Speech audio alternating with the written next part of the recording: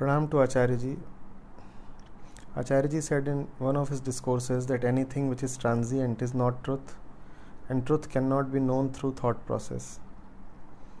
But currently, thought is the instrument that I use to know or understand anything. So how can I know the truth? Or is the realization that everything that we give importance to is transient and hence not true is itself the truth? How can one remain still in this realization all the time? What will you do with the truth, Mohit? What have you ever done with anything that you could get hold of? You say you want to know the truth. Man wants truth. What will you do with truth? What will you do with this? What will you do with this, Mohit?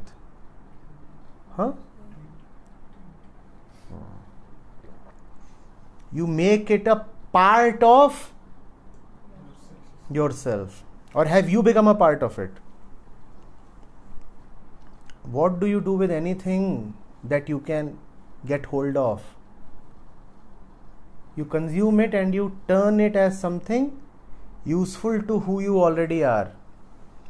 By sipping this, have I changed?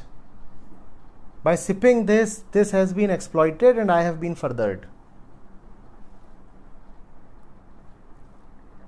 Nice truth.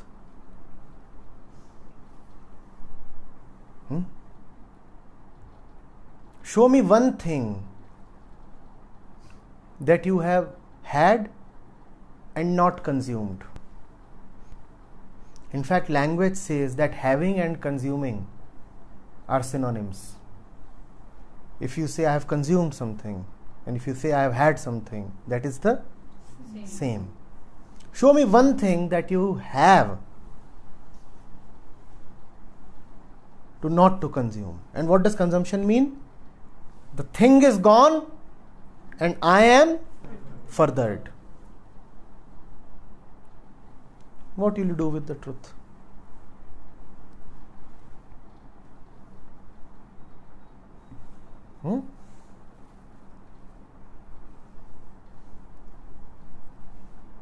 Ravan had great weapons that he got from Shiv. What did he do with them?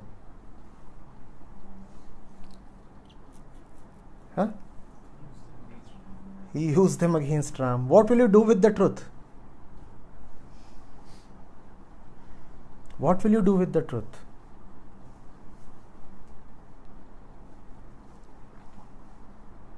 Before his final fight with Ram, you know what Ravan was trying to do?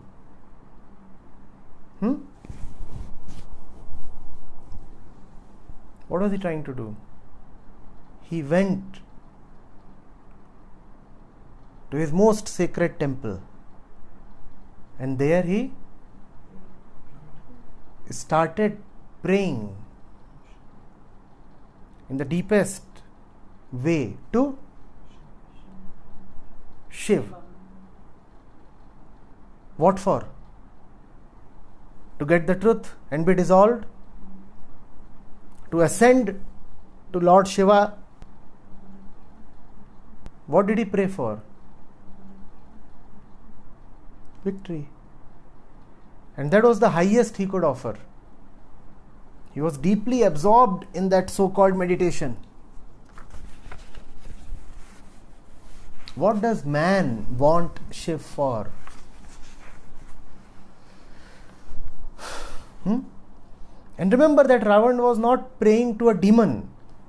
Ravan was prostrating in front of Shiv. Even when you kneel down in front of Shiv, what is it for? Getting something. Let Sita be mine, please.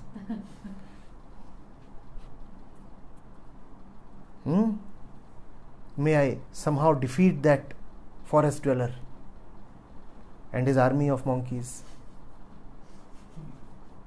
That's what you are talking to? That kind of conversation. Superficially, it appears like the recitation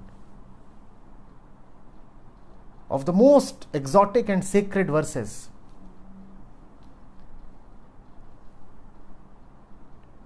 Those verses are available. Go to YouTube and hear them. Wow, wonderful. But what is the deep desire? To dissolve in Shiv or to defeat Ram and keep Sita? Let me remain the emperor. Let me remain the conqueror. And superficially it appears that Shiv is dear to you. Who is actually dear to you? Lanka and Sita. Superficially it appears that you have left everything and gone to Shiv. What is it that you want? Your power, your politics, your property, your territory, your sovereignty, your lust.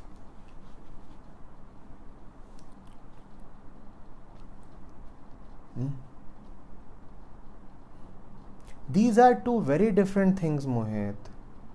To want the truth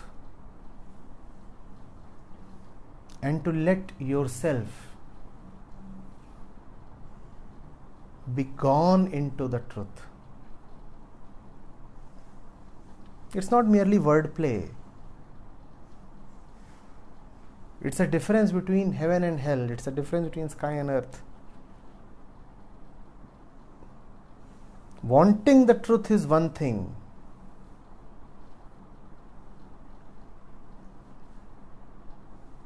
And to lay yourself down before the truth. To turn into a servant, an attendant. To let your entire personal self be just extirpated is a totally different thing.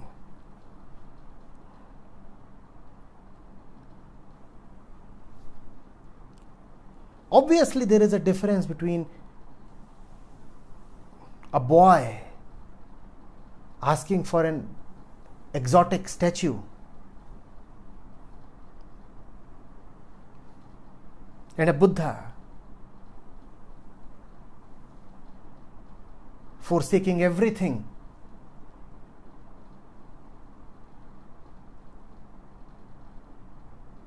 to realize.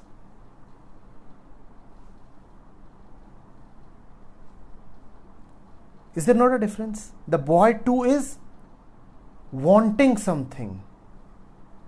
And apparently the Buddha too is wanting something. But Buddha's want has turned upon himself. It is making him fall apart. It is reducing him. All that which is needless is being shredded down. And the boy, he wants to add another nice piece to his collection. Is there not a difference? Huh?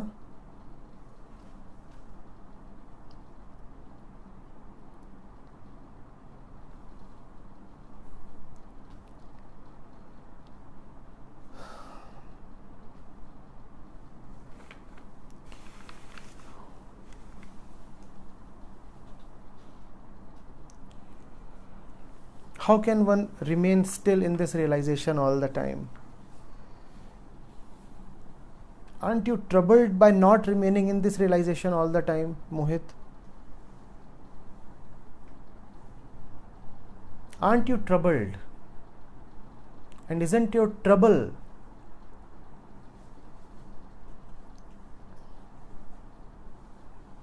the great indicator, the great motivator? If you are troubled, then put an end to your troubles. Is that not natural? Is that not commonsensical? That's spirituality. Put an end to your troubles. If you do not stay in realization, then you stay in troubles. And you do not like staying in troubles. When you don't like staying in troubles, it hurts, and it hurts continuously all the time. If it hurts all the time, you are reminded all the time that you are going wrong. What other method do you need? The internal alarm is shouting continuously, something is wrong, something is wrong, something is wrong. I am troubled. And people keep asking for methods. How do I remain mindful? How do I not forget the truth? How do I keep in realization all the time? Because you are hurt all the time.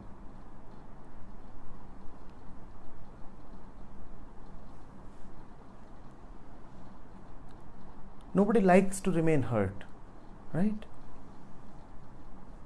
That's what is called as one's joyful nature.